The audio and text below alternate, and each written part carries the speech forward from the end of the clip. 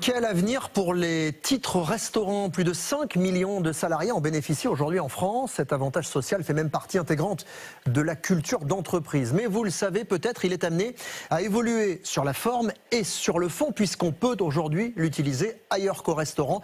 Jusqu'à quand? Eh bien, c'est ce que nous allons voir avec vous, Vicky Bogart. D'abord, un mot sur les pistes de réforme qui concernent aujourd'hui les titres restaurants. Alors, vous le savez, plusieurs supports coexistent, la carte à puce, l'application mobile ou le titre restaurant papier qui doit disparaître avant 2026 en raison des complexités administratives pour les restaurateurs.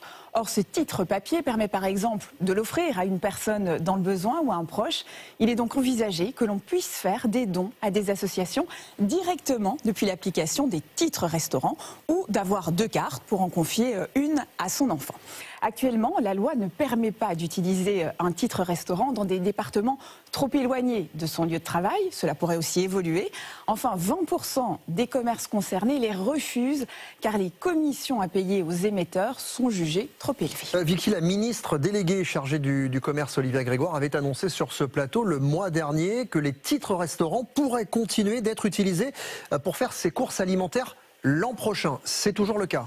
Oui, tout à fait. L'année prochaine, le plafond restera de 25 € par jour et vous pourrez toujours les utiliser pour acheter des produits alimentaires, même s'ils ne sont pas immédiatement consommables, comme les pâtes, le riz ou encore les œufs, alors qu'à la base, ce dispositif devait s'arrêter le 1er janvier. Ce qui provoque la colère des restaurateurs qui déplorent un manque à gagner de 200 millions d'euros rien qu'en 2023.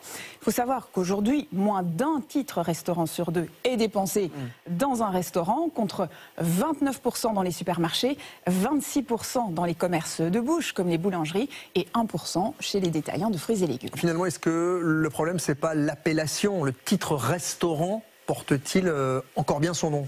Peut-être pas, d'autant plus que le ministre de l'économie et des finances, Bruno Le Maire, demande une réflexion générale afin de pouvoir utiliser les titres restaurants pour les courses alimentaires au-delà de 2024.